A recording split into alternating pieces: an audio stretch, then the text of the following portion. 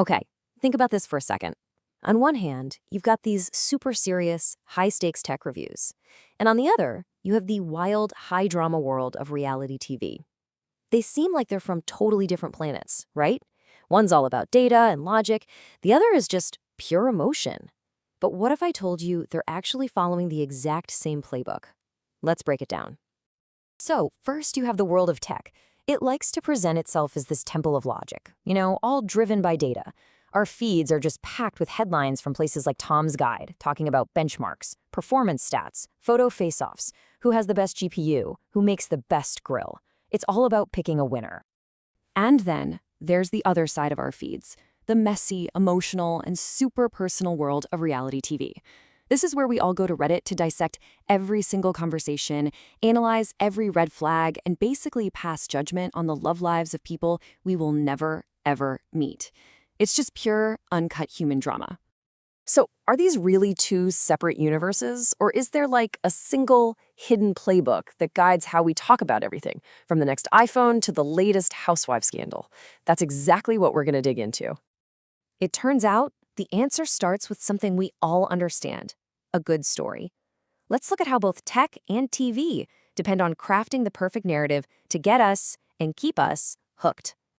Okay, so take this comment from a Reddit user. It's pretty amazing because it shows that reality TV fans are totally aware of what's going on. They are not just sitting back and watching. They know it's a story that's been constructed, and they're actively trying to figure out how the sausage gets made. Now, you'd think the tech side would be different, right? All facts, no fluff. But look at this. A review of the Apple Vision Pro isn't just a boring list of specs. No, it's framed as this life-changing experience. The whole story here is that this thing could change the way we experience movies. It's a narrative. This technique actually has a name. It's called narrative framing. And it's pretty simple, really. Instead of just giving you the dry facts, you wrap them in a story. It's a powerful tool used to sell you on a $1,000 headset and a housewife's personal drama. It's all designed to make us feel a certain way. And it goes even deeper than that. The characters inside the show are also trying to frame their own narratives. Right here, someone literally writes a letter casting himself as this tragic hero who is paying the price. It's incredible. In this world, everybody is a storyteller. All right, so once you've got a good story going, you need to pour some fuel on the fire. And what's the best fuel for keeping people engaged? You guessed it, pure, uncut drama.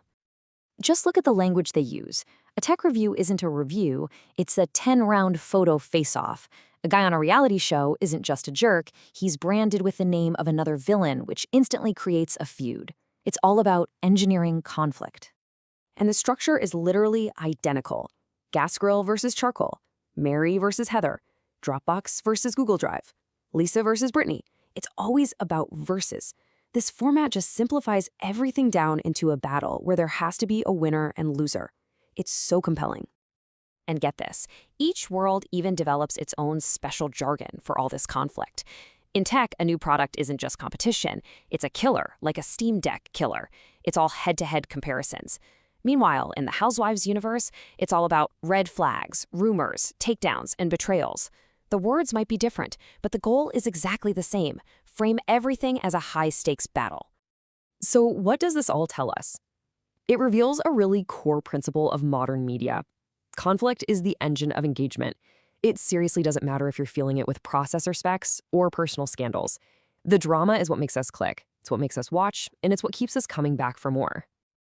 Okay, so every story and every conflict needs a resolution, right? An ending. But here's the twist. In this new world, the writers and the producers don't actually get the final say. We do. Yeah, who decides if the new gadget is a hero or a flop? Who decides if the reality star is sympathetic or a total villain? That power, it's shifted. It's in our hands now. And you can see it happening right here, in real time. This Reddit user isn't just sharing an opinion. Nope, they are delivering a final verdict on a character's motives. They've reviewed all the evidence from the show, and they've passed their sentence. Now look at this. What's really the difference? Sure, the language is a little more formal, but the job is identical.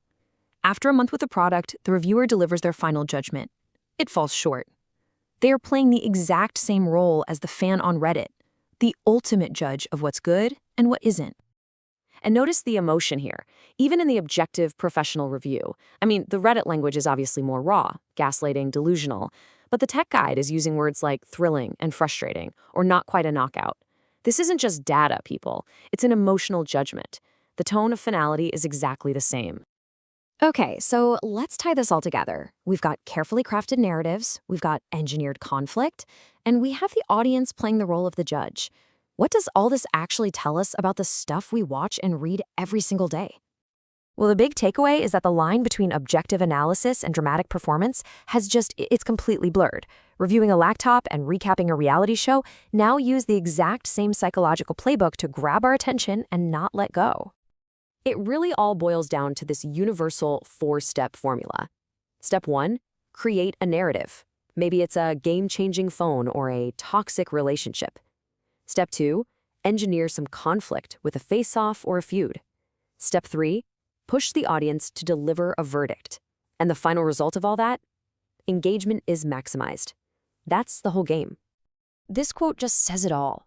The audience is totally in on the act now. They get it. They understand the drama is a product. They might hate the guy, but they love the storyline and they're actively demanding more of it because, well, it's entertaining. So ultimately, this means we're not just passive consumers anymore.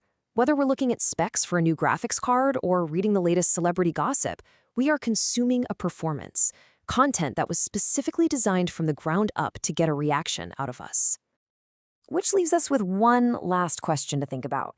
The next time you're scrolling your feed, reading a review, or jumping into the comments on some dramatic moment, just ask yourself, are you really just an observer? Or have you become part of the show?